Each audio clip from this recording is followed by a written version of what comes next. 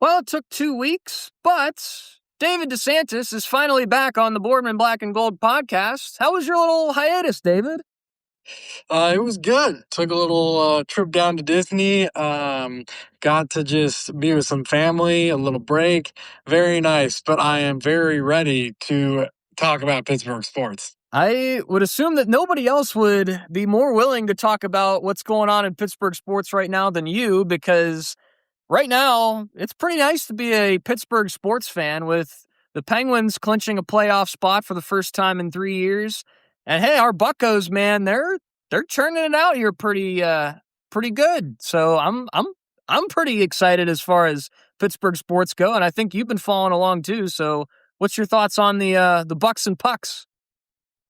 Yeah, I love the Penguins right now. I think that it was so amazing to see them, I mean, really pull away because we were in such a heated race for a while, and I was like, it's going to come down to the last game. That's what we were saying, and it's like, oh, no, it's not. Like we're good to go. We're playing against the Capitals, which they're the Capitals, and it doesn't even matter. Like that's pretty cool. And so that was really exciting to see. And I also am like more excited because of what I think we can do in the playoffs.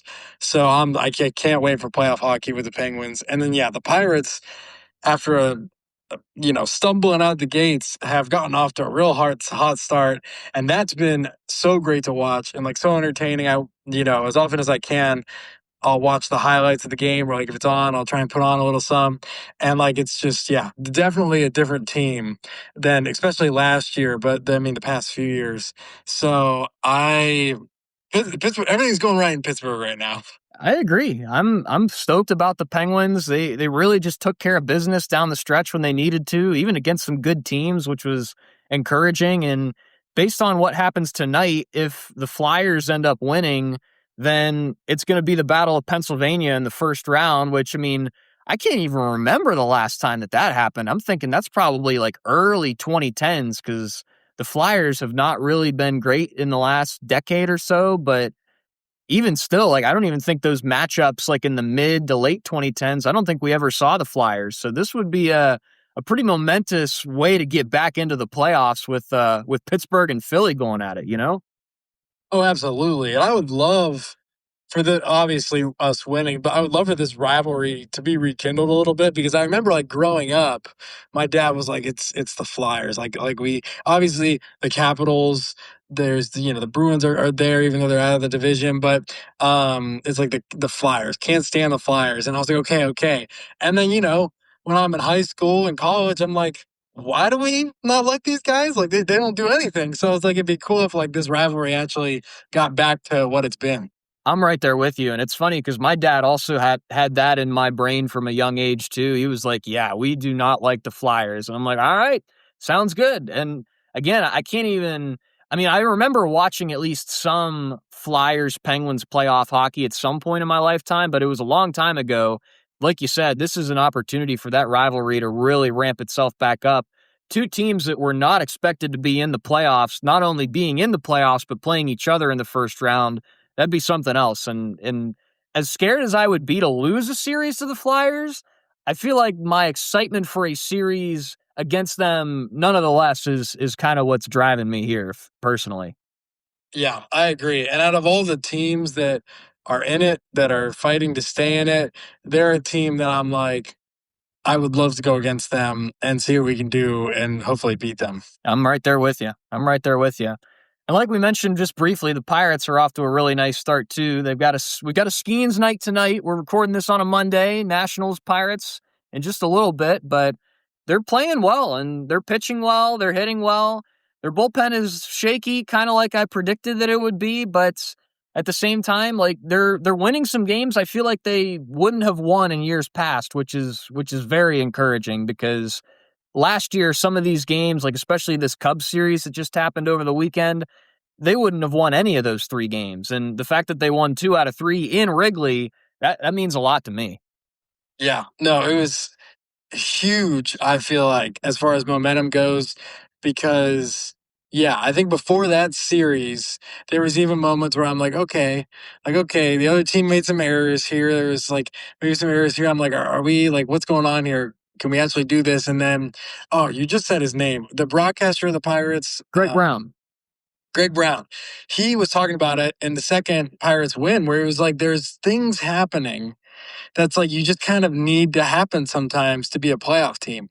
And it was just like, oh, like okay. And even though like yesterday's game, like we were on our floor for our pitching staff and we, still almost walked away with a win. So I am very optimistic, I think, about this team. And I think that if we continue to stay in this groove, I could see a lot of players only getting better. Right. I'm right there with you. And I think that my big my big litmus test is, can they sustain this until June? Because we've seen in the last couple of years that the Pirates get off to a really hot start and then they just fall off in May, and then by June they're almost out of it. So my test for them this season is, if they're still competitive by June, then I'll start to believe. And that's when the belief will start to set in for me. So, and then after that, the litmus test goes even farther and says, okay, can we be competitive in the month of August? Because the month of August is historically the worst month of the year for the Pirates. I don't even know if they've won 10 games in the month of August since 2020. So Ugh. that's a lot of there's a long way to go. Let's get that out there. There's a long way to go, but as of right now, they're in a good spot and I'm happy with what I'm seeing. I'm a much more encouraged than I was the last 5 or 6 years. Yeah, I completely agree. I think that like you hit the nail on the head. I think it was 2 years ago, maybe 3 years ago, we started like 12-5, and it was like, whoa, what's going on? And I mean, obviously, we came back down to earth, and it's like, yeah, this is exciting, but until the dog days come and we actually prove that we can win those, it's all with a grain of salt, but still really fun to watch. Yep, you're right. And that's the thing about baseball, is it's such a long season. They call it the grind. It's not easy to be a playoff baseball team because you have to sustain success for such a long period of time. And that's what separates the men from the boys in baseball. You gotta get through it for a long period of time. But we'll see what happens. I'm not gonna write them off. I'm not gonna get too excited. I'm gonna curb my expectations, but at the same time, I can be excited where I am right now. So that's our Bucks and Pucks. Now let's talk about what we were going to talk about in this episode. Probably the title of this episode that you're looking at right now. You're saying, what happened? We're almost 8 minutes in and you haven't talked about anything with the Steelers yet. Well, we're going to talk about it because the draft is in less than 2 weeks.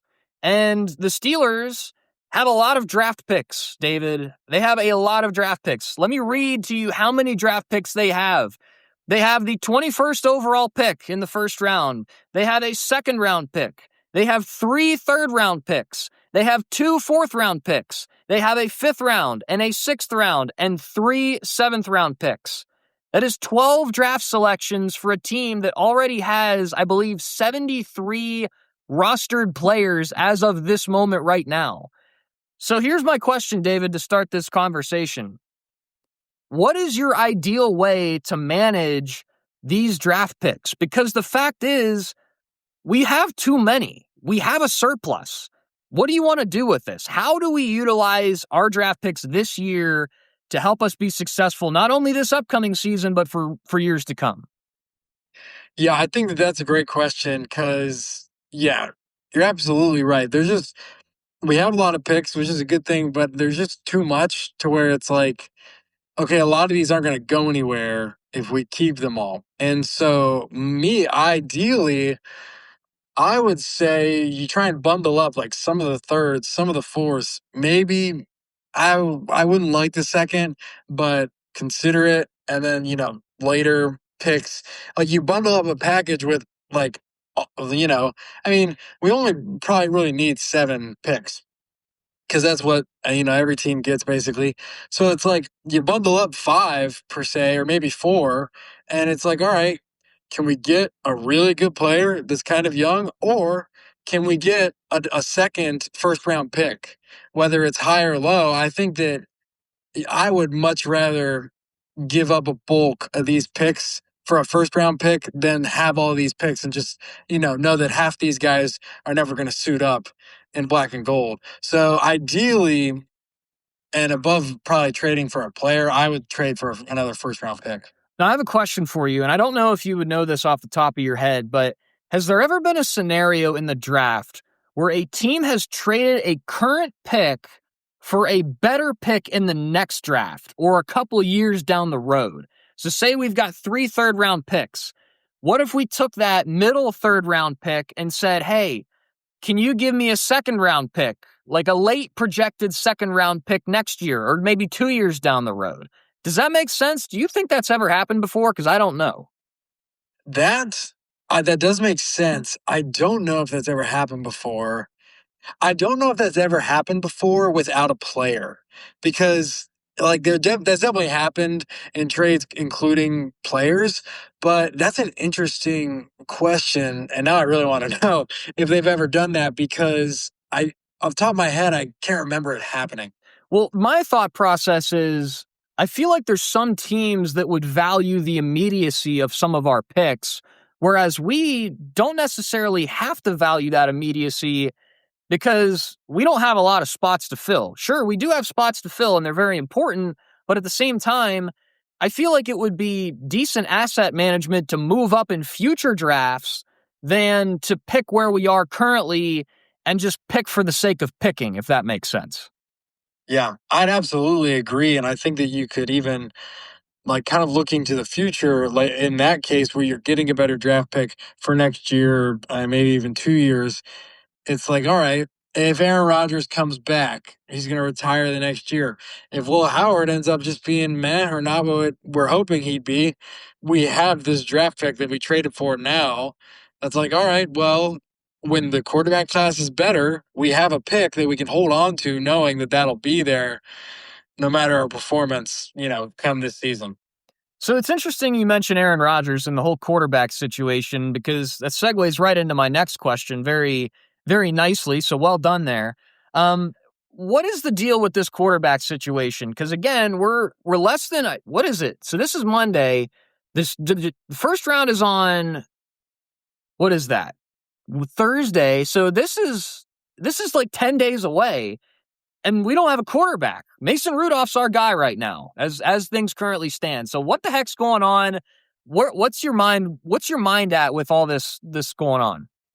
My mind is that the Steelers are playing a perfect PR game. They are covering their own behind perfectly because on the one hand, they're like, we love Aaron Rodgers to come back. There's no pressure. We're not frustrated with his timetable at all. Adam Schefter just reported that the Steelers have zero frustration and zero worry about Aaron Rodgers. So like that's all fine and good. If he comes back, oh, we'd love him. If he doesn't, we weren't worried about it. And then there's reports Will Howard has fans in the front office, and Will Howard, we like him, and Mike McCarthy has really enjoyed getting to know him, and he knows that he's going to have to develop him. And then we just had the Arkansas quarterback come and visit. And so I feel like what Pittsburgh is doing right now is like, let's cover every single base so that no matter what happens with Aaron Rodgers doing his saga, which I just, can't stand, they're just like, we're going to make it so that no matter what happens, we've had the whole confidence in the world. Like no matter what, it looks like we've put enough into every angle that we look right no matter what happens. And so I think that's what Pittsburgh's doing. As far as our quarterback room, I don't know what Mike McCarthy really thinks. I think Mike McCarthy probably really wants Aaron Rodgers back just so he can have more time with Will Howard to see if he actually wants Will Howard or wants to draft another guy. So I think that that's his ideal decision. I have no idea what Aaron Rodgers is going to do. If I had to guess, I'd say 80% chance he's coming back because I don't know. That's just what he does. Like he's done this 3 years in a row, maybe 4 years in a row, ever since that darkness retreat. So I just am like, I don't know. I'm like, quit messing around. I don't know. I'm with Rob Woodson where I'm just like, I'm sick of it. Like, either get on or get off the horse, and that's it. But I think Aaron Rodgers will be back, and I don't know. the one thing that's interesting to me is that we did have the Arkansas quarterback visit because it's like, are we going to draft that quarterback? Like, is that really what we're going to do? I don't know what your thoughts are with that and what you think they're thinking. So here's what I saw today, and it sounded like this comes straight from the mouth of Mike McCarthy. He wants an AFC North type of quarterback, meaning long arms, big hands, cold weather guy. Now, Aaron Rodgers, sure, he fits that persona well. You know, that makes sense for him. It's interesting you said that 80% number that you feel like Rodgers is going to be back, because I'm going to be honest. I'm like 50-50 right now. I just don't know. And I feel like here's my personal hypothesis. I think Aaron Rodgers is holding the Steelers at gunpoint with about $20 million that he's dangling in front of us saying, "Hey, you're going to pay me $20 million this year. And if you don't, then I'm not going to be your guy and you're going to have to find somebody else in the draft." And I think the Steelers are looking at it like, this guy's not worth $20 million. Are we really going to run it back for the sake of running it back and pay him more money on top of that when we are still kind of limited in our cap space as we currently are? That's where I'm looking at it and I'm saying, I think Aaron Rodgers is trying to leverage the heck out of the Steelers for the sole fact that Mike McCarthy and him have history. I just legitimately think that Rodgers is seeing this not as an opportunity to shake it up with his old buddy. I think he's seeing this as an opportunity to get the bag again, which was not something that he did last year because he did not play for a lot of money. That was well documented. He was not trying to make a big paycheck. This year, though, I have a feeling that he's trying to shake some cash, and I don't like that. And if that's what he's doing, I'm trying to stay away from that personally. And the problem is, I'll say that in a minute. But give me your thoughts on that hypothesis. Well, that's really interesting. I didn't think about that. I didn't consider him trying to bargain more money. And yeah, if that's the case, I'm totally off the wagon, which I feel like, the Steelers are known to do. Like when Le'Veon Bell was holding out for all that money, we were like, okay, like you can hold out and we'll see him if you want to come back the next year or something. And so I really do hope that we stand firm in that because, yeah, he's not worth that much money. And I just don't really see a lot of value in him, honestly. I from what we saw last year, like, yeah, he was fine. Like, but you're fine. I'm 43 years old. We could get fine. And how old is Mason Rudolph? 27 years old? And he's like, a homegrown Steeler drafted by us. Like, yeah, give me Mason Rudolph and hopefully Will Howard. And so, yeah, I don't see any value in him. If we do give him that money, I'd be so frustrated because, yeah, it would just be a big waste of money. And I'm like totally of the opinion of like, man, Tomlin moved out. That's a clean slate. I think he's got to go too and just clean slate, like new team and, just roll with it. So, yeah, I'm totally against giving him any more money than what he got last year. Okay. Now here's what I'll say to this too. I have this idea that, and this has kind of changed in the last couple of weeks, and I'll get your take on this. Obviously, we know that Mike McCarthy is well documented to be a very good quarterback developer. We saw what he did with Dak. We've forecasted what we think he can do with Will Howard. Does that frame of reference change your opinion on drafting a quarterback? Not in our early rounds this year, not Fernando Mendoza, not Ty Simpson type, but something along the lines of like a Garrett Nussmeier from LSU, a Drew Aller from Penn State, or heaven forbid, Carson Beck from Miami. What does that do for you? So I would say if it was a different draft, I'd be open to it. But like all three of those names, I am wincing because specifically Drew Aller, like I've watched him. I know what he's worth. And it's just like Mike McCarthy is a great developer. But there are guys that it's just like there's not a lot there to develop. And I feel like that is the case with a fair amount of these quarterbacks. And so I honestly don't think you're going to get someone this year who can perform better than Mason Rudolph or Will Howard, that you can't get someone better next year in the draft. And it's like we can use our first round pick on that guy next year versus this year we really shouldn't, and we need to get cover a couple other things. And so I would play the patient game and wait for a guy next year if Will Howard isn't the guy. Okay. Now, the way that I'm looking at this is that if you go after guys like Garrett Nussmeier, Drew Aller, Carson Beck, I think Nussmeier is a little bit higher up on that list. And it actually seems like the Steelers kind of like him, which is an interesting scenario. But with those last two guys, Aller and Beck, those are kind of the guys that are going to fall into that third and fourth round category for us right now. And like I said, between those two rounds, we've got 5 picks. And at some point, it's almost just like, well, what are we going to do with them?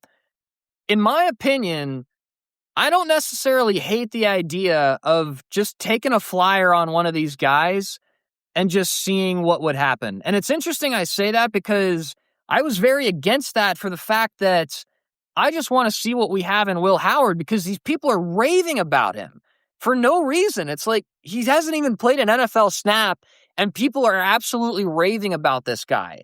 And it's piquing my interest because I just want to know. I just want to know what we have. And if we draft another quarterback, even if it is in the later rounds, then I don't think that gives much of an opportunity for Will Howard. Now, it's just such an interesting scenario because we have so much surplus. We could take it out. We could use it on a guy, later down the draft and just pray that we strike gold.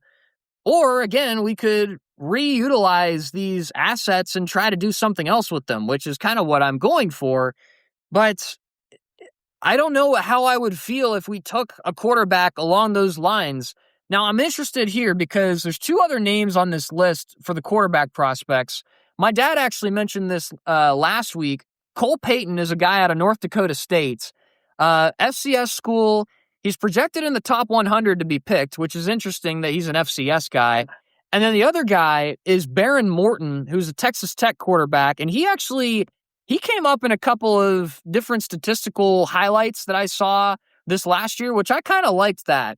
Those are the 2 names that stick out to me that are kind of on the outer edges of this like amalgamation of nothingness that we have in the middle with guys like Aller and Beck. So if it's down the way, I'm okay taking it. But if it's within the first 3 rounds, really, I'm not all over it, if that makes sense. Yeah. Yeah, I'd agree with that. I wouldn't be like extremely upset with a really late round pick, like one of the 2 guys you mentioned there at the end, because yeah, I don't know. Like I don't hear their names and go, "Oh, please no." So I think that that is something that I wouldn't necessarily be opposed to.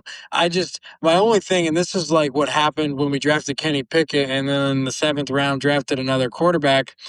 It's like, what does it do to the psyche of the guy that you're saying you're the guy? And then, I mean, we literally thought with Brett Favre and Aaron Rodgers, and I mean, even Big Ben never gave any thought to Landry Jones or like people like that. He was like, absolutely not. Like, I'm not letting anyone take my role. And it's like, why put a guy who, like you said, doesn't have an NFL snap? So, I mean, I'm hopeful his confidence is high, but it can't be too high because you haven't had a snap. Like, why put a guy like that in a position where it's like, oh, like, okay, Aaron Rodgers isn't coming back. I'm the guy, but you just drafted somebody? Like, what the heck? So, I don't know. It needs to be handled very delicately. I agree. I think that's very smart, and I hope that they work with that in mind. Now, here's the thing: if they draft a guy low and Aaron Rodgers doesn't come back, then it's like, okay, we've got Mason Rudolph, Will Howard, and some other Will Howard-esque quarterback. Do you think that is sufficient for us with the roster construction that we've built over the last 3 months or so? Here, so the problem is that we don't know what we have in Will Howard. Because I think that, if he's what everyone's saying, then like, yes. Like I think he could, because I think that right now, honestly, to probably be back at 10 wins, all you have to do is just manage the team. Don't turn the ball over, manage the offense. You don't got to do anything crazy. And so if he's who they say he is, I would say yes, because I think he could do that. But, obviously we're hoping he could do more. But then it's like the X factor of like, okay, well, what if he's not and he's not good? I don't know. I don't think making Mason Rudolph can, I don't know, win a playoff game. So yeah, the problem is that you're rolling a lot of dice, and you're really banking on the fact that, well, Howard's your guy, and if he's not, this season could be a wash because you just got nobody. And that's where the security blanket in Aaron Rodgers is, because you know what he's going to give you. He's not going to be spectacular, but he's not going to be terrible. He's going to be okay. And okay might be enough with the way that we've constructed this roster. I hate that we have to settle for okay, but the problem is we handcuffed ourselves with the free agency this offseason that was very thin as it was. I mean, I think Kirk Cousins would have been an upgrade personally. I think that would have been great, but he went it off to the Raiders. And he might not even be the starter. I mean, it's probably just going to be Fernando Mendoza over there. So that kind of stinks. But in a way, the Raiders made a nice decision, because it's like, okay, we got Kirk Cousins as our backup option. If Fernando Mendoza doesn't work out in the next couple of years, then we've got Kirk Cousins. It's a guy that Kirk Cousins can teach a little bit, that type of thing. So again, it's almost just like this continuous circle. I feel like I unconvince myself of these things like every other week. I don't know what I believe. I don't know what I should believe. And it's just time is a circle. It just keeps going round and round and round. And I feel like there's no option. And it goes back to your original point, how you're talking about the Steelers are like in PR heaven right now, because they're just angling everything how they want to. And it's like, yeah, everything's fine and dandy. We'll be fine no matter what we do. They've kind of just convinced me of that. But in a way, it's almost the flip side of that. And I'm like, it's PR nightmare for me, because I don't think anything that they do is even right. Like, if that makes sense.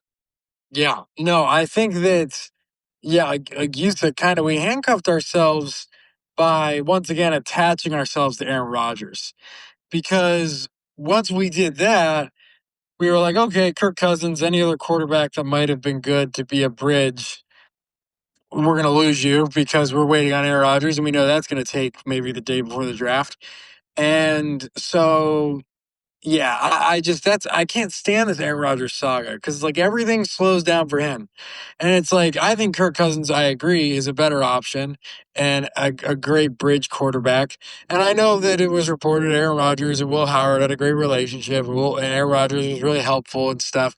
But again, even though by the end of the season I was relating to him, yelling and getting mad at everybody, I just don't like the guy. Like, I just don't want his vibes or whatever to be around our team. Like, I feel like it's like old cranky vibes. And it's like, we don't need that. We're a new team. We're a fresh team. It's like, let's get someone who has that energy. Kirk Cousins did, and any young guy is going to have it. And so, yeah, it's just unfortunate that we've once again put ourselves in this position where it's like Aaron's made it so that, okay, it's me or nobody. And it's like, well, I mean, I have nobody, I guess, because I don't want you. Right.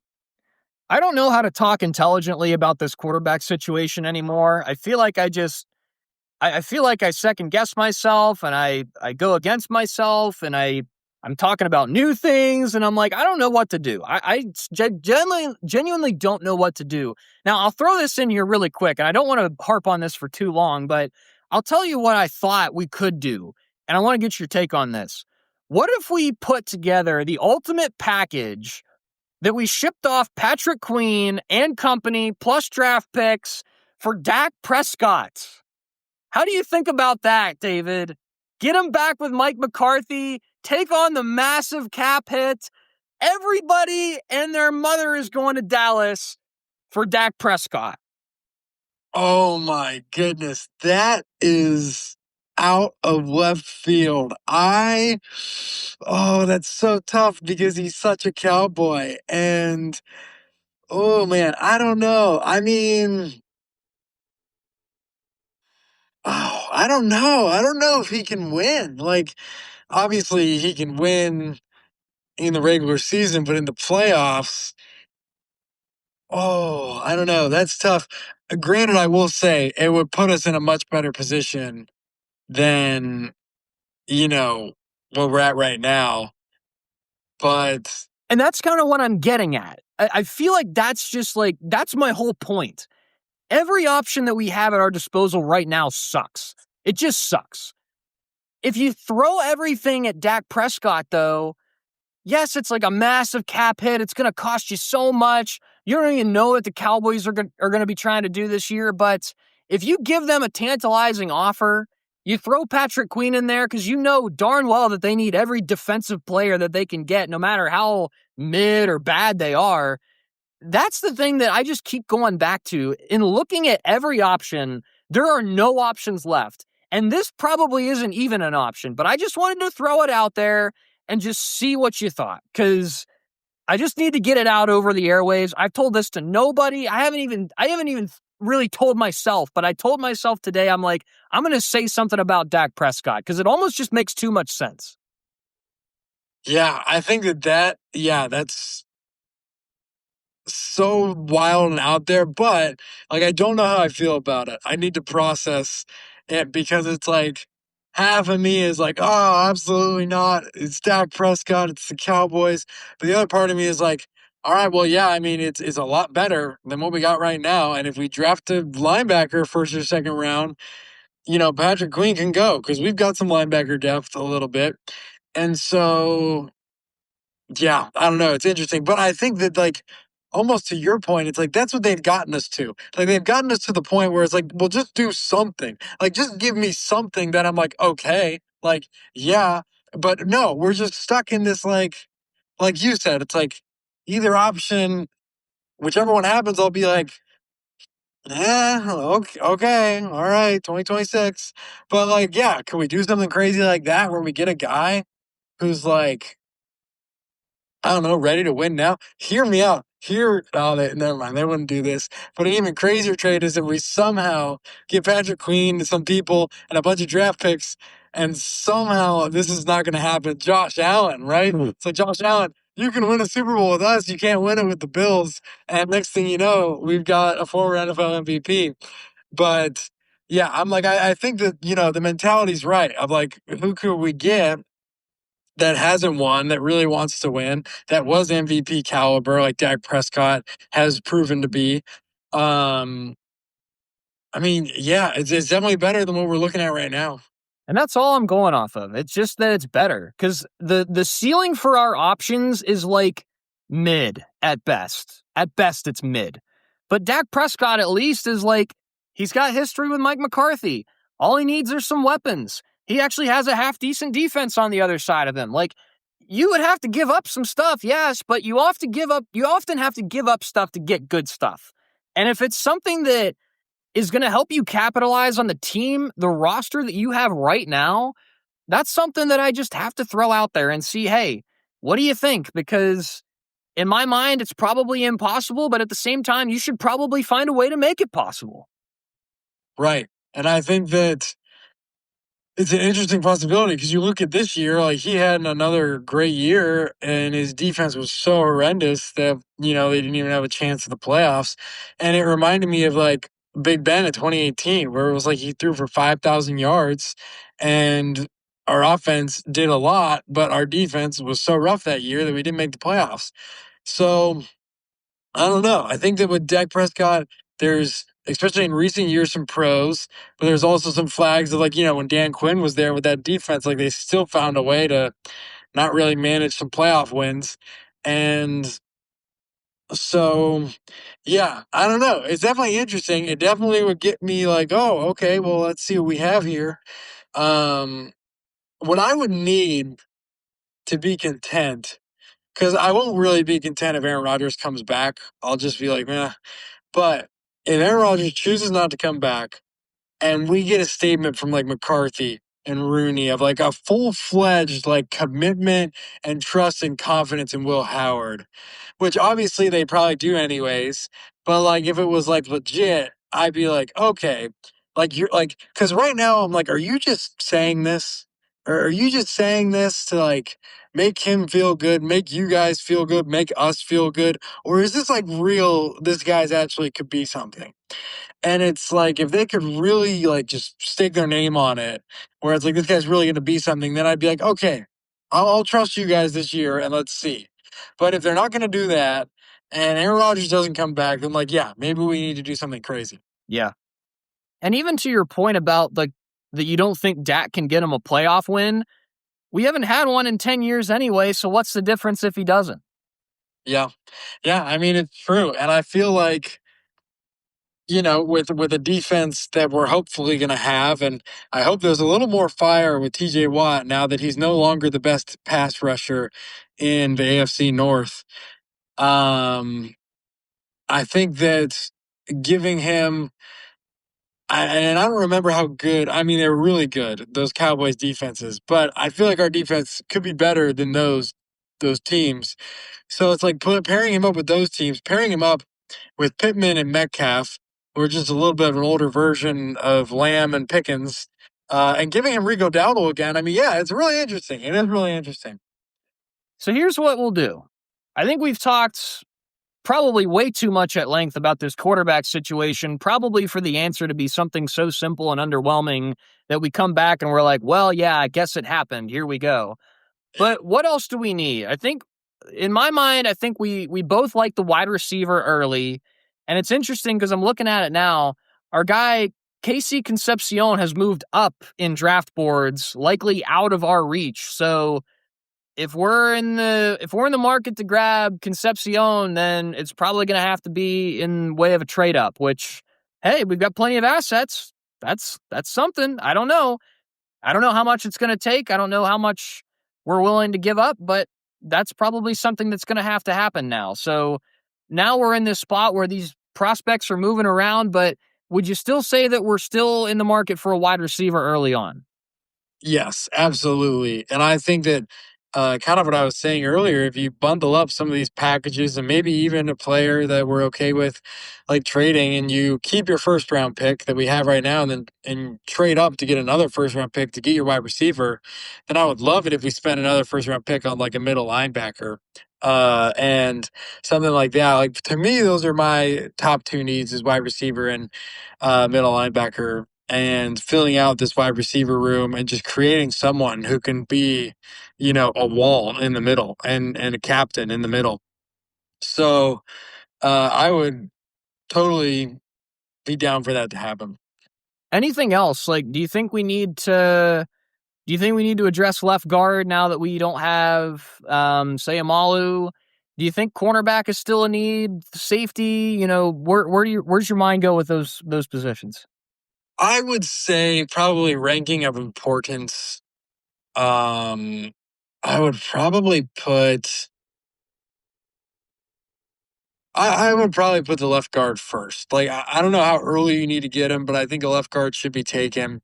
And then I would love another cornerback, just because we did sign some guys, but the guys are like somewhat unproven, and like I'm very hopeful about them, but we're not well, except for Jamal Dean. Obviously, that was a great signing, but like Asante Samuel or something, it's like I'm very hopeful, but we're not entirely sure what we're going to get. So I would love another cornerback, a solid pick there.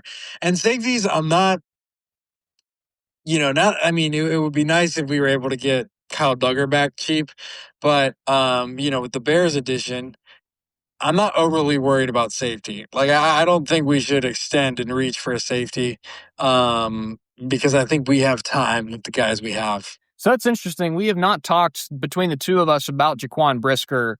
So he is a new safety that we did add in free agency. And it's funny because he's a very Pittsburgh type of guy. I think he was actually a Steelers fan growing up too. So this is a big kind of coming home party for him. And you can't forget too that we're getting Deshaun Elliott back as well, which I feel like we kind of forgot about him at the end of last year just because of the fact that he was hurt. But if you got a guy like Jaquan Brisker back there that's a ball hawk that has some INT capabilities, plus a guy like Deshaun Elliott who can really get involved in the run game as well. You kind of got this 1-2 punch back there that's pretty decent. So the fact that you're saying that you're pretty comfortable at safety is good, and I'm glad that you brought up Brisker because that also reminds me that I can be a little bit peaceful about it too. Yeah, I like him a lot, and I was talking to my brother-in-law's brother-in-law, which I don't know if that just makes him my brother-in-law. I'm not sure how that works, but he's a diehard Bears fan, like from Chicago. And I asked him about Brisker, and he was like, "Oh, he's gonna fit in so well at Pittsburgh because he's just a hard-hitting guy, and like that's the kind of safety he is." And so yeah, I'm really excited about him. And you had Jalen Ramsey where it's like we'll put him all over the place, and with Brisker and Elliott back, I think that he may go back to some of that nickel stuff he was doing, but he could easily fill in safety if he needed to. And yeah, Deshaun Elliott being back, I was just thinking about that the other day of like I totally kind of forgot that we didn't have him all year, and he's back and he's so good. So yeah, I think safety is like out of those lists, definitely the one I'm most comfortable with. Okay. So we're saying wide receiver, left guard, maybe another cornerback. Is that our needs? Yeah, and then for me, I would love a middle linebacker like um just really yeah, go get somebody. Even I mean talk about trading up. Now this would be insane, but we trade up to get like Sonny Styles or something. Get the next Ryan Shazier. I would love that. Yeah. Okay. So we've got 4 needs and we've got 12 picks. So something's got to give. And obviously there's going to be some best availables in there as well because you know how much the Steelers love best available. We do. Um yeah, I think there's opportunities here. And I think what we'll do next week is we'll kind of flesh out what we like. We'll do a little bit of research on these positions. We'll kind of actually give you some names next week just ahead of the NFL draft, which will be on Thursday. I'm not wanting to necessarily schedule anything with you live just because I know you probably don't have it all squared away. We're recording this on a Monday. Can we do a Monday recording for a Tuesday episode next week, do you think? I think that I can softly confirm to that I think my schedule is going to start to get pretty much smoother. So I think I can, yeah, that would be great to be able to do that leading up to the draft. Okay. So we will have a Tuesday episode release this upcoming week, just before the NFL draft, and we'll kind of flesh out all of these players. We're going to get names for you. Like we had names last year and 2 years ago in our pre-draft episodes. This is going to be our research episode. We're going to give you guys the names that we like and the picks that we like them. And heck, I'm going to draw up a big Dak Prescott trade for you guys as well. And we're going to get that all squared away next week. So make sure you keep listening to the Boardman Black and Gold podcast, which is always sponsored by Zek Enterprises, crafting furniture solutions in northwestern Pennsylvania. You can call 919-406-4679 to turn your furniture problems into furniture solutions. And we'll be still talking about the Buccos and the Penguins because the Penguins playoff series is going to be starting here very soon as well. So we're going to definitely be talking a lot of Bucks and Pucks here on Boardman Black and Gold as those are well underway here in the NHL season with the Stanley Cup playoffs just around the corner, and then baseball season is in full swing now. So a lot of stuff going on here on Boardman Black and Gold, and obviously probably the biggest thing right now, especially for the history of this podcast, is the NFL draft and the Steelers, what they're going to do. Any final thoughts on this one, David, before we send it off? Yeah, I'm excited to continue watching the Pirates season. I'm so excited for playoff hockey to be back with Pittsburgh. And yeah, it'll be interesting. I'm not excited to see how this quarterback thing develops, but it's going to happen. So we'll talk about it. But the other two things will keep my excitement high. That's the truth. That is the truth.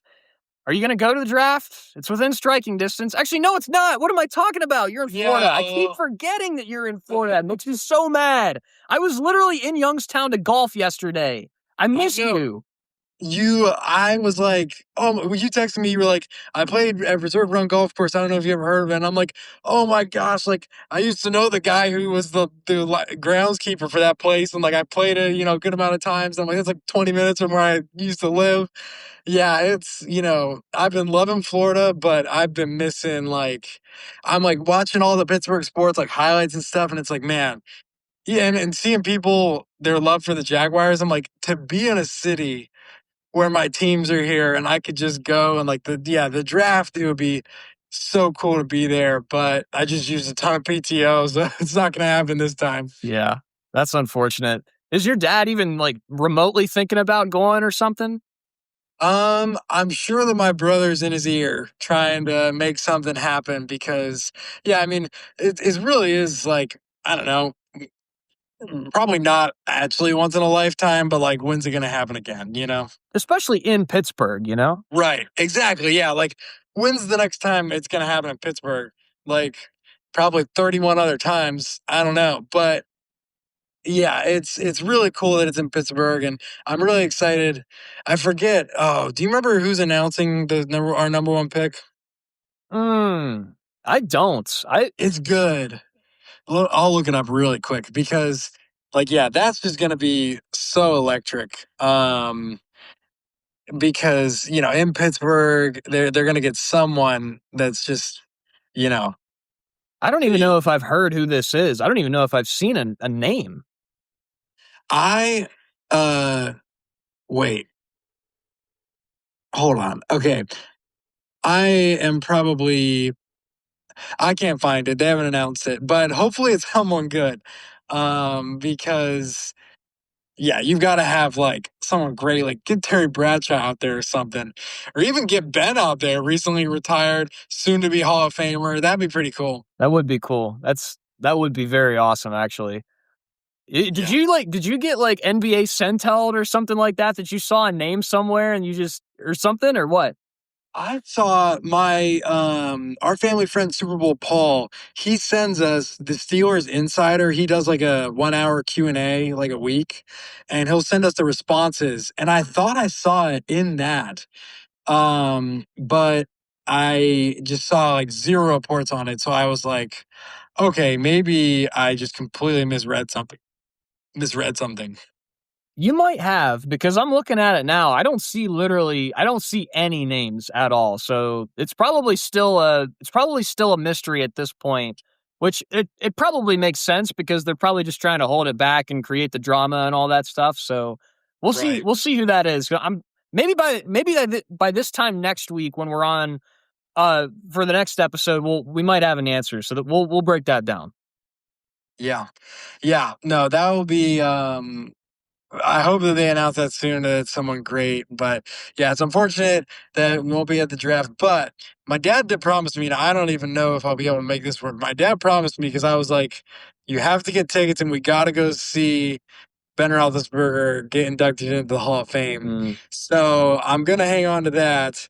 Um, and yeah, unfortunate that I didn't realize until it was announced that it was gonna be in Pittsburgh because I would have just traded that promise for this because this would be pretty sweet.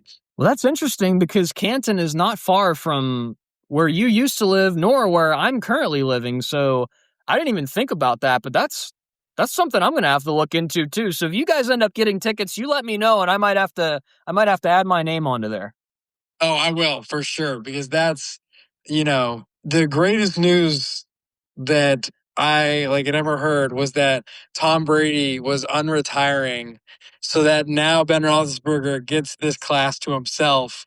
Because I knew, like, okay, if they retire the same year, obviously Brady's the first ballot. Ben probably still is, but it's all about Brady. But because he came back from retirement, it's like, all right, this one's all about Ben. That's the truth, isn't it? That's a great breakdown. I had never even thought about that, but that's such a good point, and that actually makes me like really want to look into this now whenever that does happen. So we're going to make this happen. We're going to have Boardman Black and Gold on the floor in Canton, Ohio when Yes, Big Ben gets inducted into the NFL Hall of Fame. That will happen. We're saying it right now. That will happen. we will be there. All right. Well, we will also be right back here next week for our research episode pre NFL draft. So make sure you check that one out. Thanks as always for listening to Boardman Black and Gold. Zane and David signing out. We'll see you next week.